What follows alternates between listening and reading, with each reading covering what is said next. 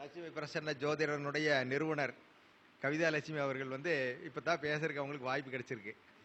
ஆமாம், வாய்ப்பு கிடைச்சிருக்குல்ல, கொடுத்துருக்குறோம். இது வரைக்கும் கேப் கொடுக்காம அடிச்சிருக்கோம் நம்ம எல்லாரும். அதனால் வந்து இப்போ கடைசியாக வந்து அவங்க வந்து பேசி இந்த இதை வந்து கருத்தரங்கத்தை நிறைவு செய்வாங்க. வந்து ஒரு அழகான ஒரு நல்ல ஒரு ஜோதிட உரை கொடுப்பாங்கன்னு நம்புகிறோம். அவங்க வந்து பேசுங்க. வாங்கம்மா.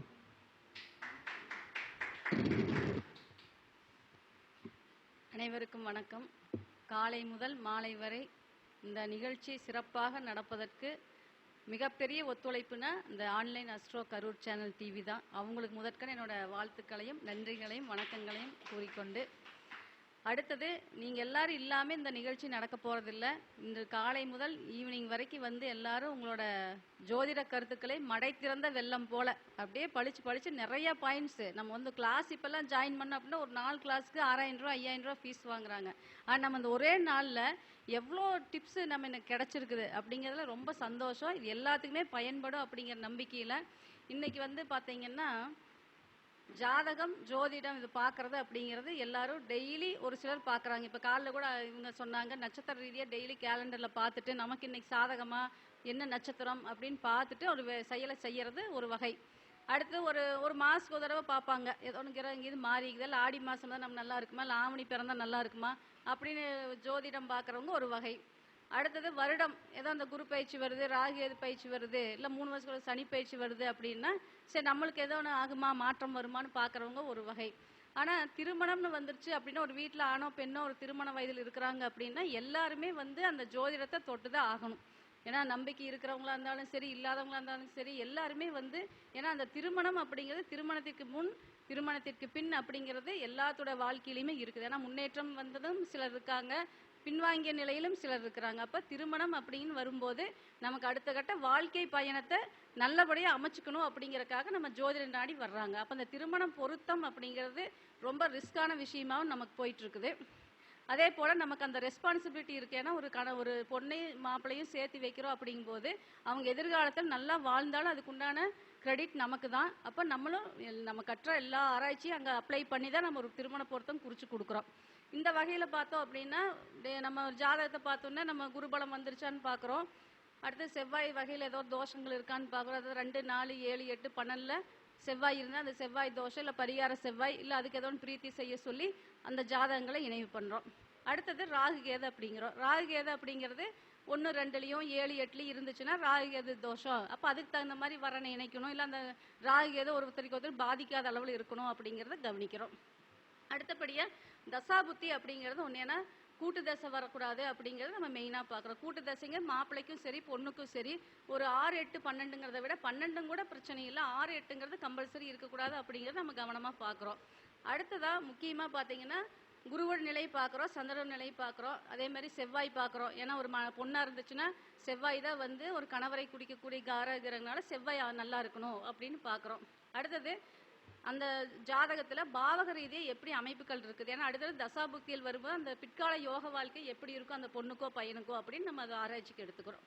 இதெல்லாம் தாண்டி ஒரே ஒரு கிரகத்தை நம்ம கண்டிப்பாக பார்க்கக்கூடிய சூழ்நிலை இருக்குது. ஏன்னா இந்த லாஸ்ட் 1 மந்த்தாகவே எனக்கு வந்த ஜாதகங்கள் பார்த்தீங்கன்னா கணவன் மனைவி பிரிஞ்சிருக்கக்கூடிய அமைப்பிலேயே தான் வந்துச்சு. அப்போ அது மெயினாக பார்த்தீங்கன்னா 2 பேர்த்துக்குமே அந்த சனி வந்து அந்த முக்கிய பிரச்சனையாக கொடுக்கக்கூடிய அமைப்பில் இருந்துச்சு. அது எப்படின்னா இப்போ சனி அப்படிங்கிறது கர்மகாரகன்னு சொல்கிறோம். ஏன்னா நம்ம செய்த சஞ்சித கர்மம் ஆகட்டும், பிராரப்த கர்மம் ஆகட்டும், ஆகாமிய கர்மம், நிஷ்காமிய கர்மம், இந்த மாதிரி 4 கர்மாக்கள் இருக்குது நமக்கு. இதே சஞ்சித கர்மா அப்படிங்கிறது பார்த்தீங்கன்னா அந்த காலத்துலேருந்து ஆதி காலத்திலிருந்து நம்ம மிருகங்களாக இருந்து எல்லா பரிணாமத்தில் வந்தோம் அப்படின்லாம் சொல்கிறோம் இல்லைங்களா. நம்மக்கிட்ட எல்லா பதிவுகளுமே இருக்குது, அது எல்லாமே ரெக்கார்டாக இருக்கிறது பார்த்தீங்கன்னா சஞ்சீத கர்மா அப்படிங்கிறது. அது நம்மளை விட்டு போகாது, நம்ம அதை வந்து மாற்றவும் முடியாது, அது இயற்கையாகவே நம்ம கூட இருக்கும். அடுத்தது பிராரப்த கர்மான்னு இருக்குது. அது வந்து நம்ம குழந்தையா இருக்கும்போது வந்து செஞ்ச செயல்கள் வந்து ஒரு விளைவை தரும். நம்ம நல்லது செஞ்சால் நல்லது வரும் அப்படிங்கிற மாதிரி நம்ம குழந்தையா நமக்கு ஞாபகம் வந்ததுக்கப்புறம் செய்யக்கூடிய செயல்கள் எல்லாமே கொடுக்கக்கூடிய விளைவுகள் பிராரப்த கர்மம்னு சொல்கிறோம். அடுத்தது இந்த 2 விஷயம் சஞ்சிதமும் பிராரப்தம் சேர்ந்து ஒரு செயலை தூண்டு நம்மளுக்கு. அப்போ இந்த நிமிஷத்துலேருந்து அடுத்தது என்ன செய்யலைன்னா ஏற்கனவே இந்த பதிவுகள் படி நம்ம அடுத்த செயலை செய்யக்கூடிய அந்த தூண்டுதல் கிடைக்கிறது பார்த்தீங்கன்னா ஆகாமிய கர்மம். அப்போ இந்த 3 கர்மா தான் நம்மளை இயக்கிட்டே இருக்கக்கூடிய விஷயங்கள். இந்த வகையில் கர்மகாரகன் சனி தான் வந்து நமக்கு அந்தந்த டைமில் அந்தந்த கர்மாவை நமக்கு எடுத்து கொடுக்குறாரு. அப்போ அந்த சனியை வந்து நம்ம கவனிக்கணும். ஏன்னா திருமணத்திற்கு முன் திருமணத்திற்கு பின் அப்படின்னு நம்ம வாழ்க்கையை பிரிச்சுட்டோம் இல்லைங்களா? அப்போ அந்த கர்மா கரெக்டாக இருந்துச்சுன்னா திருமண வாழ்க்கை நல்லா அமைஞ்சு நம்மளும் ஒரு சக்ஸஸ் லைஃபுக்கு போயிடுவோம். ஸோ தட் நம்ம வந்து சனி அப்படிங்கிற விஷயத்தை நம்ம திருமணம் போடுறதுக்கு முக்கியமாக பார்க்கணும் அப்படிங்கிறத இங்கே பதிவு பண்ணுறேன். அடுத்தது இப்போ சனி வந்து உதாரணத்துக்கு இப்போ ஒரு மேஷ லக்னம் அப்படின்னு வச்சுட்டோம் அப்படின்னா, இப்போ கோச்சாரத்தில் வந்து சனி இருக்குது. இப்போ பிறக்கக்கூடிய குழந்தையாகட்டும் இல்லை ஆல்ரெடி வந்து மீனத்தில் வந்து சனி இருக்கக்கூடிய ஒரு ஆணுக்கோ பெண்ணுக்கோ பார்த்தீங்கன்னா 2ஆம் பாவமான ரிஷபத்தை சனி பார்வை செய்யும். அதே போல் 5ஆம் பாவத்தில் சனி, இப்போ மேஷ லக்னத்துக்கு 5ஆம் பாவத்தில் சனி இருந்தாலும் அந்த 2ஆம் பாவமான ரிஷபத்தை சனி பார்வை செய்யும். 8ஆம் பாவத்தில் சனி இருக்குது அப்படின்னாலும் 2ஆம் பாவத்தை பார்வை செய்யும். அப்போ வந்து சனி வந்து ஒருத்தரோட ஜாதகத்தில் 12, 5 இதே மாதிரி 2ஆம் பாவகம் 8ஆம் பாவகம் இந்த 4 இடத்துல இருக்கும்போது அந்த 2ஆம் பாவகம் அப்படிங்கிற குடும்பஸ்தானம். ஏன்னா 2 அப்படிங்கிறது குடும்பஸ்தானம். அது நிம்மதியாக இருந்தால் தான் நமக்கு வந்து வாழ்க்கை இனிமையாக இருக்கும். அப்போ அந்த சனி வந்து குடும்பஸ்தானத்தை தொடர்பு செய்யும் போது நமக்கு ஏதோ ஒரு வகையில் அவமானங்கள் பிரச்சனைகளை தருது அப்படிங்கிறது ஒரு நிதர்சனமான உண்மை. அதே மாதிரி 2ஆம் பாவம் தான் வரவு செலவு. அப்போ நம்ம வரவு செலவில் கரெக்டாக இருக்க மாட்டோம், இல்லை நம்ம சொன்ன டைமுக்கு ஒரு விஷயத்தை செய்ய முடியாது அப்படிங்கிறது அந்த 2ஆம் பாவ சனி தொடர்பு நமக்கு கண்டிப்பாக கொடுக்கும். அப்போ அந்த 2ஆம் பாவத்துடன் சனி தொடர்பு பெறும்போது, அதுவும் கோச்சாரத்திலையும் அந்த மாதிரி ஒரு தொடர்பு ஏற்படும் போது ஒரு ஆணுக்கோ பெண்ணுக்கோ குடும்ப ரீதியாக ஏதோ ஒரு அவமானங்களை கண்டிப்பாக கொடுக்குது. இப்போ இதே ஒருத்தர் கோச்சாரம் இல்லை, ஒரு தசாபுத்தி ரீதியாக ஏதோ ஒன்று 6, 8 சம்பந்தம் வருதுனால அவங்க ஒரு பிரிவினை நோக்கிய இதுக்கு போகிறாங்க, ஒரு கணவன் மனைவி அப்படிங்கிற பட்சத்தில். இப்போ பார்த்தீங்கன்னா ஒரு லாஸ்ட் மந்த் வந்த ஜாதகம் தான். மாப்பிள்ளை பார்த்தீங்கன்னா 14/4/2001. அவர் வந்து குடும்பஸ்தானத்தை சனி பார்க்குதா, துலா லக்னம், ரிஷபத்தில் வந்து குரு சனி, அது வந்து ஆட்டோமேட்டிக்காக மேஷத்தை விருச்சிகத்தை பார்வை செய்யுது, 2ஆம் பாவத்தை பார்வை செய்யுது. அந்த தம்பிக்கு நடக்கக்கூடிய தசாபுத்தி சுக்கிரன், அது வந்து 1-8 கனெக்டிவிட்டி, அது 6ல் உச்சம் பெற்று அமைந்திருக்குது. அதே அந்த பொண்ணுக்கு பார்த்தீங்கன்னா 13/3/2001.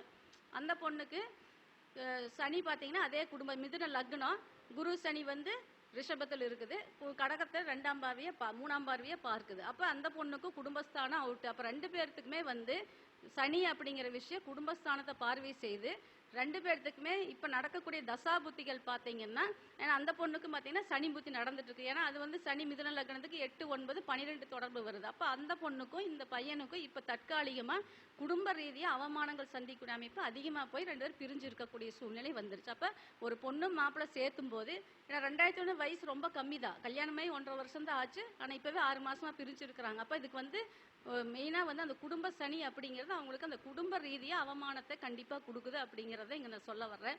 அடுத்து இதே மாதிரி இன்னொரு ஜோடி ஜாதகம். மாப்பிள்ளை பார்த்தீங்கன்னா 17/10/1988, பொண்ணு பார்த்தீங்கன்னா 10/11/1989. மாப்பிள்ளைக்கு ரிஷப லக்னம் 8ல் சனி குடும்பஸ்தானத்தை பார்வை செய்யுதுங்களா.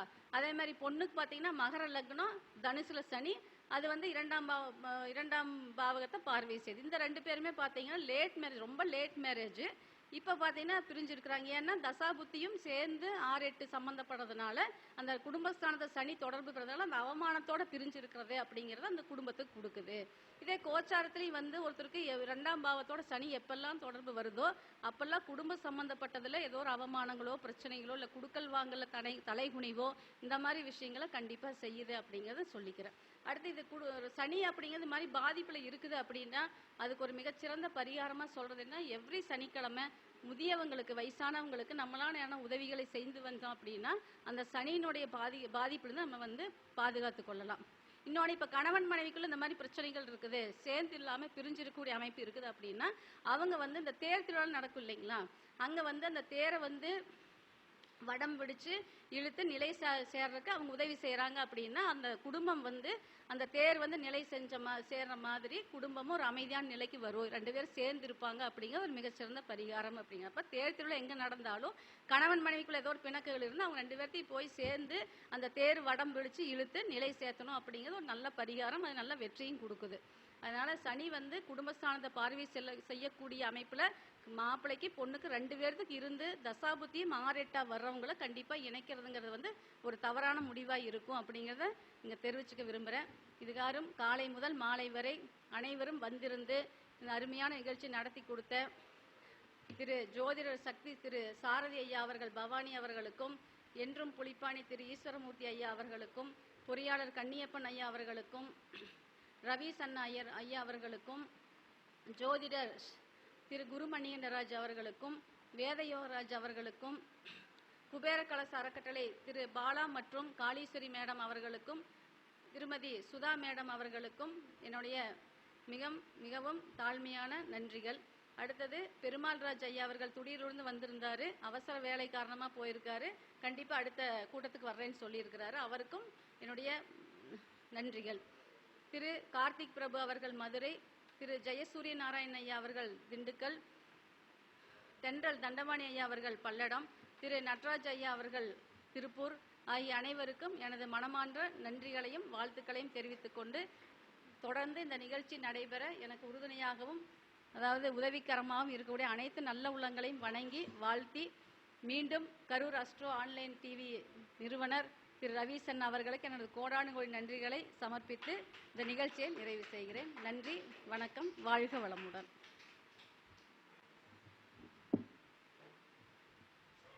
ஐயா அவர்களை சிறப்பு செய்யும் விதமாக கன்னியப்பன் சார் மற்றும் தென்றல் தண்டபாணி ஐயா, நட்ராஜ் அண்ணா அவர்களை மேடைக்கு அழைக்கிறேன்.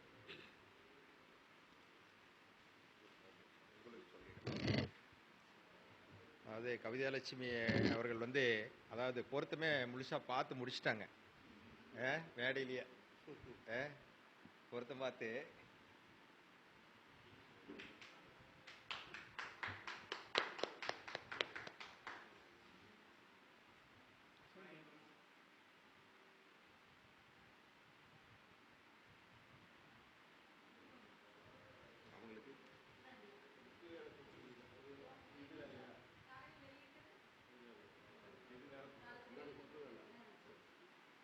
அடுத்ததாக